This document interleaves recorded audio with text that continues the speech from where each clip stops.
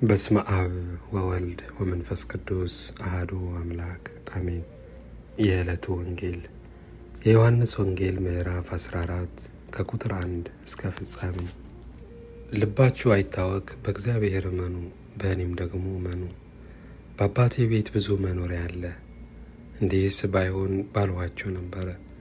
ስፍራ አዘጋጅላችሁ ዘንድ እሄዳለሁና፣ ሄጄም ስፍራ ባዘጋጅላችሁ እኔ ባለሁበት እናንተ ደግሞ እንድትሆኑ ሁለተኛ እመጣለሁ፣ ወደ እኔም ወስዳችኋለሁ።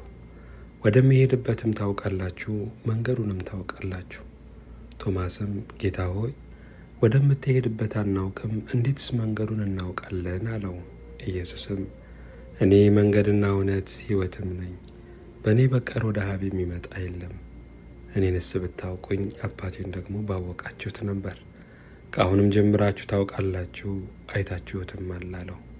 ፊልጶስም ጌታ ሆይ አብን አሳየንና ይበቃናል አለው። ኢየሱስም አለው፣ አንተ ፊልጶስ ይህን ያህል ዘመን ከእናንተ ጋር ስኖር አታውቀኝምን? እኔን ያየ አብን አይቷል።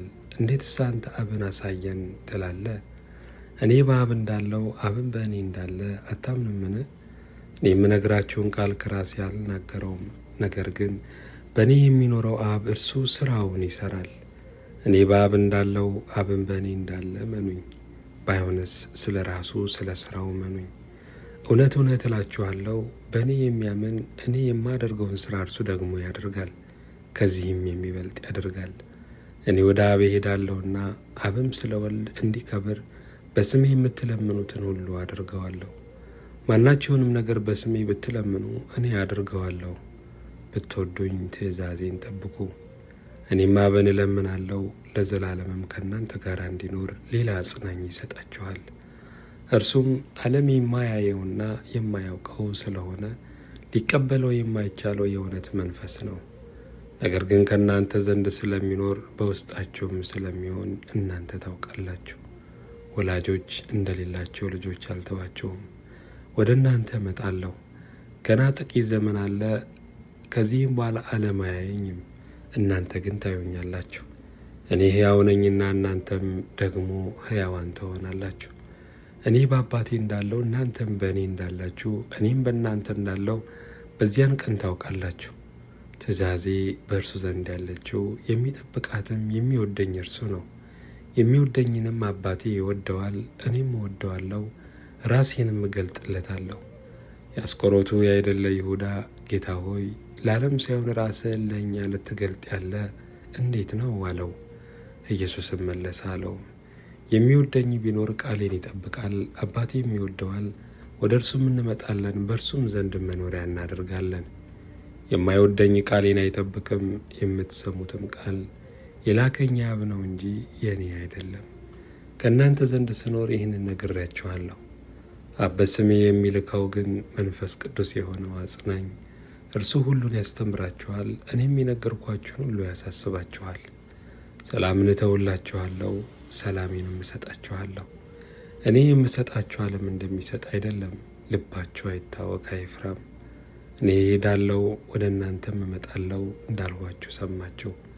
የምትወዱኝስ ብትሆኑ ከእኔ አብ ይበልጣልና ወደ አብ በመሄዴ ደስ ባላችሁ ነበር። ከሆነም በኋላ ታምኑ ዘንድ አሁን አስቀድሞ ሳይሆን ነግሬያችኋለሁ። ከእንግዲህ ወዲህ ከእናንተ ጋር ብዙ አልናገርም።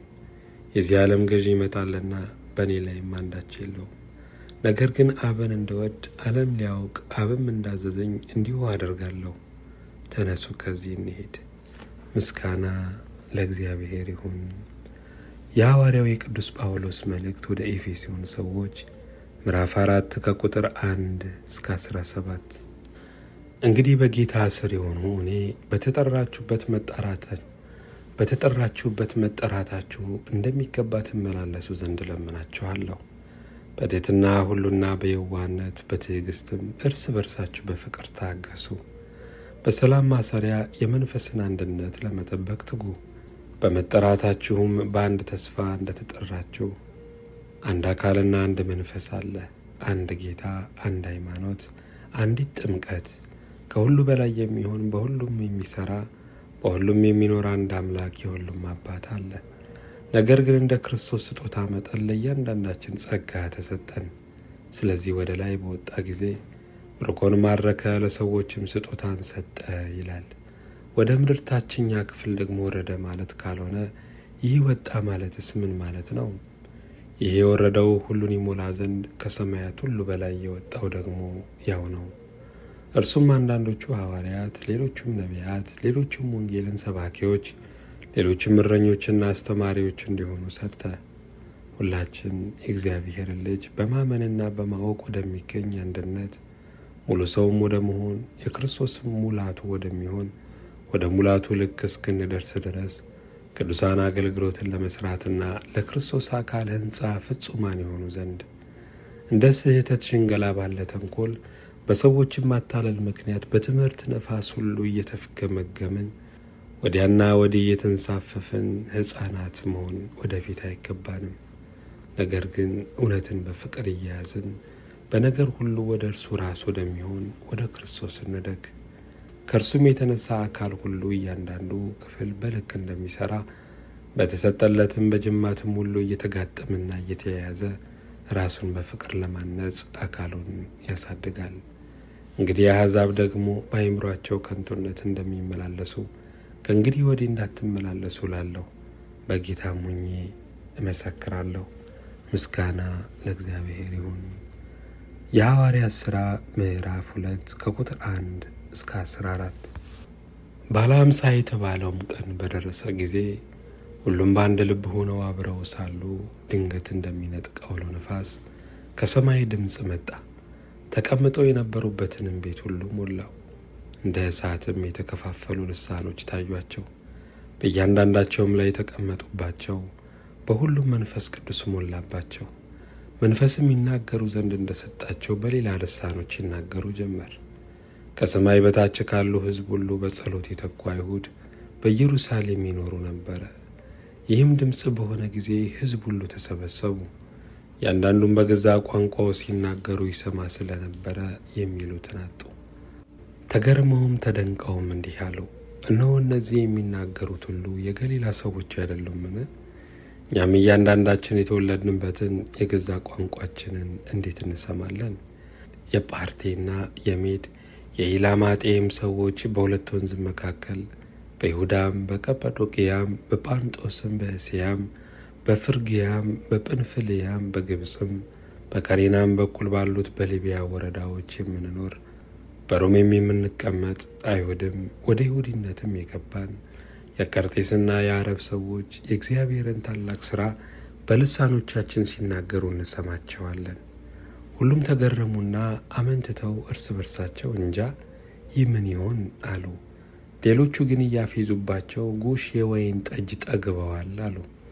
ነገር ግን ጴጥሮስ ከ11 ጋር ቆመ፣ ድምፁንም ከፍ አድርጎ እንዲህ ሲል ተናገራቸው። አይሁድ በኢየሩሳሌም የምትኖሩ ሁላችሁ ይህ በእናንተ ዘንድ የታወቀ ይሁን፣ ቃሎቼንም አድምጡ። እናንተ እንደመሰላችሁ እነዚህ የሰከሩ አይደሉም፣ ከቀኑ 3ኛ ሰዓት ነውና። ነገር ግን ይህ በነቢዩ በኢዩኤል የተባለው ነው። እግዚአብሔር ይላል፣ በመጨረሻው ቀን እንዲህ ይሆናል፣ ሥጋ በለበሰ ሁሉ ላይ ከመንፈሴ ያፈሳለሁ። ወንዶችና ሴቶች ልጆቻችሁም ትንቢት ይናገራሉ፣ ጎበዞቻችሁም ራእይ ያያሉ፣ ሽማግሌዎቻችሁም ሕልም ያልማሉ። ደግሞ በዚያች ወራት በወንዶችና በሴቶች ባሪያዎቼ ላይ ከመንፈሴ ያፈሳለሁ፣ ትንቢትም ይናገራሉ። ድንቆችን በላይ በሰማይ ምልክቶችንም በታች በምድር እሰጣለሁ። ደምም እሳትም የጢስ ጭጋግም ይሆናል። ታላቅ የሆነ የተሰማም የጌታ ቀን ሳይመጣ ፀሐይ ወደ ጨለማ ጨረቃም ወደ ደም ይለወጣሉ። የጌታን ስም የሚጠራም ሁሉ ይድናል። የእስራኤል ሰዎች ሆይ ይህንን ቃል ስሙ። ራሳችሁ እንደምታውቁ የናዝሬቱ ኢየሱስ እግዚአብሔር በመካከላችሁ በእርሱ በኩል ባደረገው ታምራትና በድንቆች በምልክቶችም ከእግዚአብሔር ዘንድ ለእናንተ የተገለጠ ሰው ነበረ። እርሱንም በእግዚአብሔር በተወሰነው ሐሳቡና በቀደመው እውቀቱ ተሰጥቶ በአመፀኞች እጅ ሰቅላችሁ ገደላችሁት። እግዚአብሔር ግን የሞትን ጣር አጥፍቶ አስነሳው፣ ሞት ይይዘው ዘንድ አልቻለምና። ዳዊት ስለ እርሱ እንዲህ ይላልና፣ ጌታን ሁል ጊዜ በፊቴ ያየሁት እንዳልታወቅ በቀኝ ነውና። ስለዚህ ልቤን ደስ አለው፣ ልሳኔም ሐሴት አደረገ። ደግሞም ሥጋዬ በተስፋ ያድራል፣ ነፍሴን በሲኦል አትተዋትምና ቅዱስህንም መበስበስን ያይ ዘንድ አትሰጠውም። የሕይወትን መንገድ አስታወቅከኝ፣ ከፊትህ ጋር ደስታን ትሞላብኛለህ።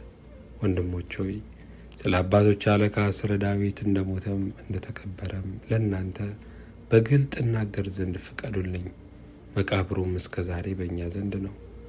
ነቢይ ስለሆነ ከወገቡም ፍሬ በዙፋኑ ያስቀምጥ ዘንድ እግዚአብሔር መሐላ እንደማለለት ስላወቀ ስለ ክርስቶስ ትንሣኤ አስቀድሞ አይቶ ነፍሱ በሲኦል እንዳልቀረች ሥጋውን መበስበስን እንዳላየ ተናገረ። ይህን ኢየሱስን እግዚአብሔር አስነሳው። ለዚህም ነገር እኛ ሁላችን ምስክሮች ነን። ስለዚህ በእግዚአብሔር ቀኝ ከፍ ከፍ ብሎና የመንፈስ ቅዱስን የተስፋ ቃል ከአብ ተቀብሎ ይህን እናንተ አሁን የምታዩትንና የምትሰሙትን አፈሰሰው።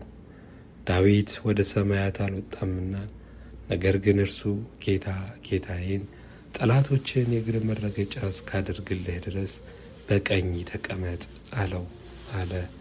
እንግዲህ ይህንን እናንተ የሰቀላችሁትን ኢየሱስን እግዚአብሔር ጌታም ክርስቶስም እንዳደረገው የእስራኤል ወገን ሁሉ በእርግጥ ይወቅ። ይህንም በሰሙ ጊዜ ልባቸው ተነካ።